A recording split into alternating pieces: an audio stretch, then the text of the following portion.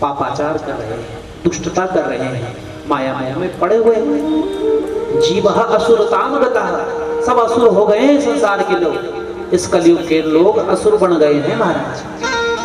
क्लेश क्रांतस्य तस्यैव शोधनेन किं परायः। महाराज इनके हृदय से क्लेश जो हैं कैसे दूर होंगे? कोई ऐसा साधन बताओ, कोई ऐसी कथा सुनाओ। महाराज शौनकादि ऋषि ने बड़े सुंदर सुंदर प्रश्न पूछे। बताया, हे भगवान, हे सूत जी बताइए, कृष्ण प्राप्ति कर्म शाश्वत साधनम तद बदाधुना। हे भगवान, बहुत सारे प्रश्न पूछे, अंत में पूछ दिया महाराज, कृष्ण प्राप्ति कर्म शाश्वत, सदा सदा के लिए हम भगवान को ही प्राप्त करें, साधनम तद बदाधुना, ऐसा साधन आप हमें बताएं, भगवान को हम प्राप्त कर लें, कोई ऐसा साधन बताओ भगवान। और पूछा शौनकादि ऋषियों ने, महाराज आप बताइए, जो वैष्णव लोग हैं, जो गुरु को मानने वाले लोग हैं, गुरु की शरण में बैठकर भगवान की चर्चा सुनते हैं, खूब आनंद करते हैं, कैसे कर लेते हैं? और संतों को, योगियों को, गुरु की शरण में बैठने वाले चेले को भगवान कैसे प्राप्त हो जाते हैं, उनको वैकुंठ कैसे मिल जाता है? शौनकादि ऋषियों ने सूत जी से पूछा। और सूत जी महाराज शौनकादि ऋषियों से कहते हैं, शौनकादि ऋषियों, संत समागम हरि कथा तुलसी दुर्लभ दोयो, सुतदारा लक्ष्मी का पापी घर भी हो। संतों का आगमन, हरि कथा बड़ा दुर्लभ साधन कलयुग में बताया है।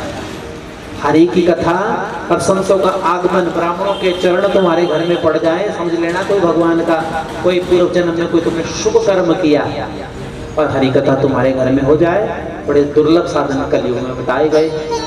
और सूत जी महाराज शौनकादि ऋषियों से भी यही कहते हैं, शौनकादि ऋषियों, तुमने आज हरि चर्चा पूछी, घर में पुत्र भी हो जाता है अनेक प्रयासों से, घर में लक्ष्मी की प्राप्ति भी हो जाती है अनेक साधनों से, घर में पत्नी भी आ जाती है अनेक साधनों से, परंतु हरि की चर्चा हर घर में भगवान की चर्चा नहीं हुआ करती।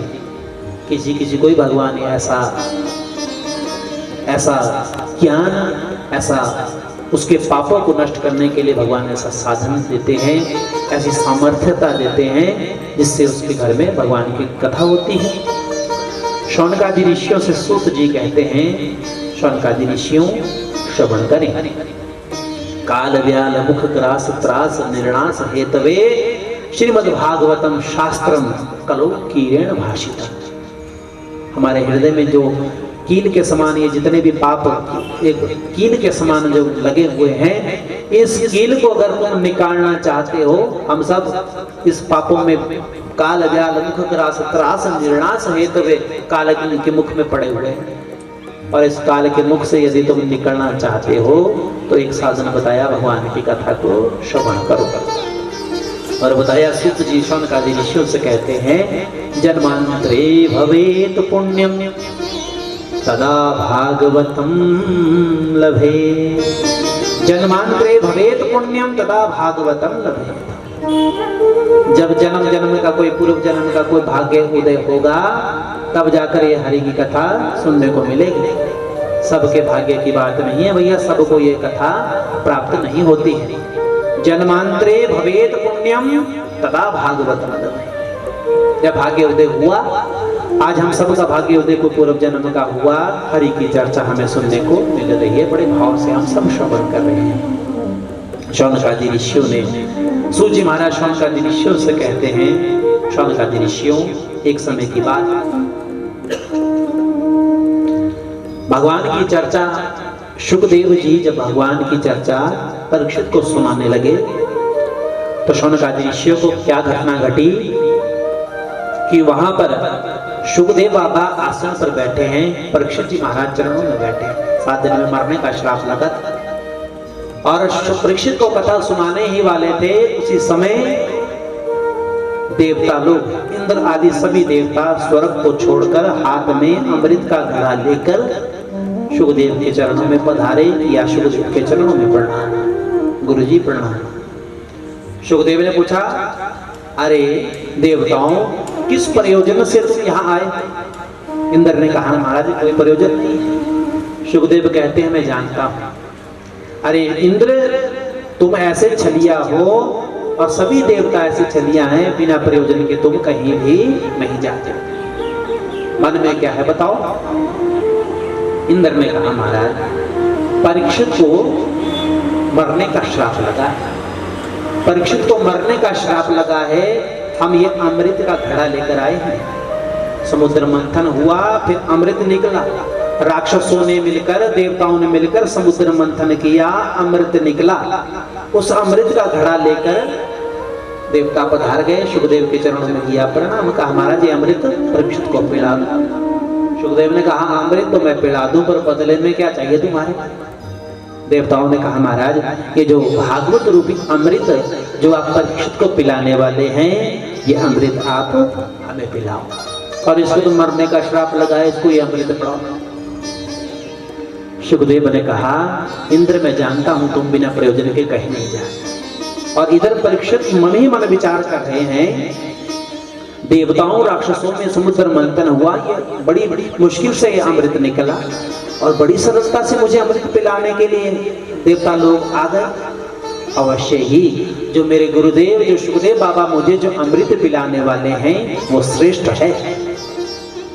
परीक्षित को तभी विश्वास हो गया जबकि जो मेरे गुरुदेव मुझे जो ये अमृत पिलाने वाले हैं ये इस अमृत से श्रेष्ठ है, इसलिए मैं तो वही अमृत पीऊंगा जो अमृत मुझे मेरे गुरुदेव पिलाने वाले हैं।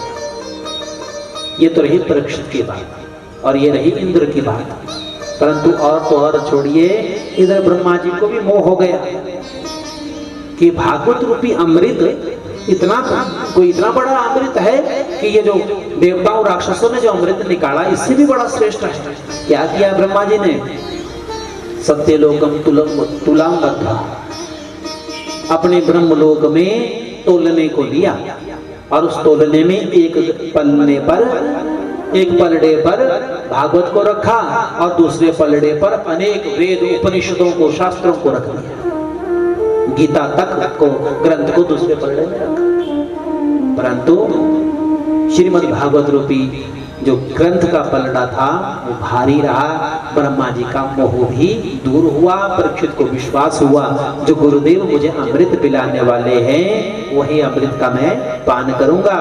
और ये सूत जी महाराज शंकादि ऋषियों से कहते हैं श्रीमद् भागवती वार्ता सुराणाम अपि दुर्लभा, ये भागवत रूपी अमृत हम सबको मिला है, देवताओं को नहीं मिलता है। प्रेम से बोलो जय श्री राम। हम सब इसलिए पी रहे हैं क्योंकि हमारे को ये सुलभ है, आसानी से मिल जाता है। देवता लोग बदले में अमृत लेकर आए, उनको भगा दिया, सुखदेव ने चले जाओ, तुम्हारे को ये अमृत नहीं मिलेगा। सुराणाम अपि दुर्लभ। अब जो अमृत देवताओं के लिए दुर्लभ है हम सब के लिए कितना सुलभ है। इसलिए बंधुओं महात्म्य में बताया गया है, इसका महत्व समझना चाहिए। जो अमृत देवताओं के लिए दुर्लभ है हमारे लिए कितना सुलभ है, इसका पान रसिका भावुका बार बार करना चाहिए और भगवान के चरणों में अपने मन को लगाना चाहिए। प्रेम से बोलो जय श्री राम।